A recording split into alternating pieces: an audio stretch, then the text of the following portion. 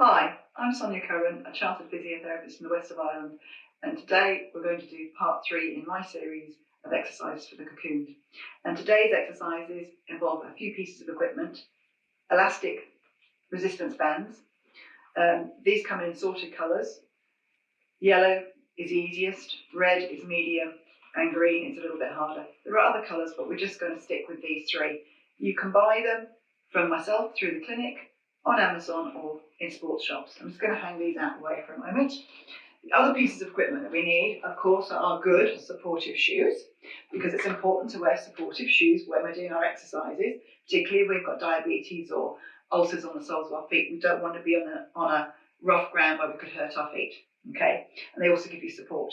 We'll need a chair, and we'll also need a step. And I'll just show you the step that I'm using.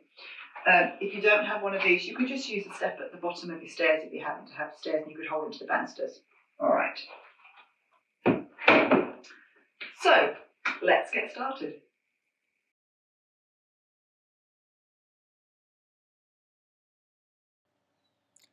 Exercise 1. Staying alive.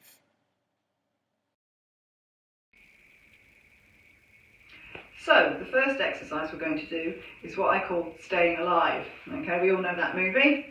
So your elastic band needs to be about 1.5 meters, roughly the height of you. Okay, so obviously if you're taller, you're going to need more band. Put a section of the band on the floor and step on it with both feet. Now, the opposite hand grabs a piece of elastic on the side that's up to your hip. You just grab it, make a fist, and then standing correctly upright, tummy pulled in, shoulders back, head up, you're going to just do like John Travolta, staying alive. So you take it from your hip, up and across your body, back down to your hip, nice and slow, okay? And if you feel so inclined, you go, ooh, ooh, ooh, ooh, staying alive. Now, you can see why I've got my day job. I'm certainly not going to be a singer. But that really gets a little bit of arm, shoulder and cardio work.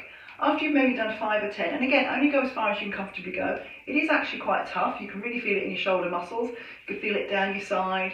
It isn't easy. Maybe do 5 or 10 of those.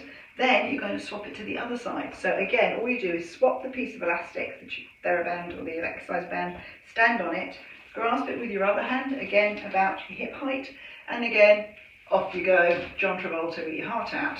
You're doing your old Bee Gees staying alive. Again, just gently.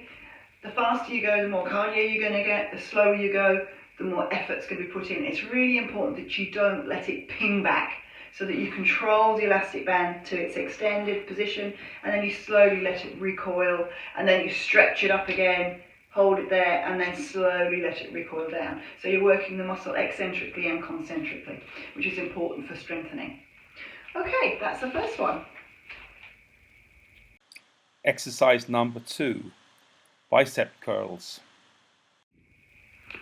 So exercise number 2 is biceps curls. So again, what we're going to do is we're going to put the piece of elastic on the floor, we're going to step on it, hip width apart, make a fist with our hands and pull the elastic up to our shoulder, and then slowly release it down. Again, very important that you brace your shoulders back, your head's up nice and tall, your tummy's tucked in, keep that elbow locked into your side, and just gently bring your hand up to your shoulder, hold it there for a second or two, and then slowly lower it down.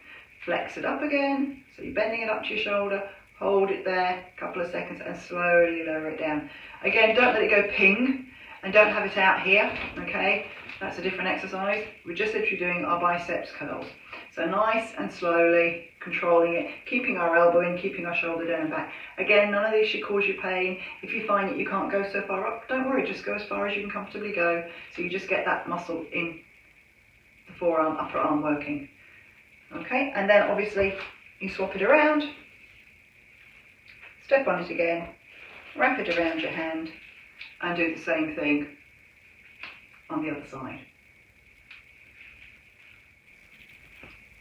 When you've mastered the single biceps curls, to make it a bit harder, if you stand with both feet on a piece of elastic, grasp the elastic band in either hand, you can then flex up to your shoulders, 2 at a time, and then slowly lower it down. And that puts makes it a lot harder and puts a little bit more pressure through the muscles for you. Again, none of it should be painful, and only work up to it when you feel comfortable to go to the next level. Okay, let's do number 3. Exercise number 3, side arm pull-ups. So, exercise number 3 is like our angel exercise that we did in part 1, but this time we're doing it with elastic to add a little bit more resistance to the muscle work and make it work a little bit harder. Again, I'm standing on the elastic, I've made the elastic loop around my hand, and I'm just literally going to take my arm up to the side like an angel and bring it slowly down. Again, I don't want it to ping down and pull you down, I want you just to go comfortably up and come back down. Again, if you can only go halfway, that's absolutely fine. Don't force it, only go as far as you can comfortably go. It's the control and the hold that's important, not the speed and the number. You can start with a few repetitions and then increase the number as you get stronger, and you can increase the hold as you get stronger to a maximum of about 5 seconds. You can, again, if you want to make it harder, loop both feet round and then come up, but that is quite tough. So just be very careful with that one, that you only do it if you can. If you want to just go halfway with the 2, that's probably more appropriate to begin with, and then as you get stronger, you can continue all the way up. Okay, let's do the next one.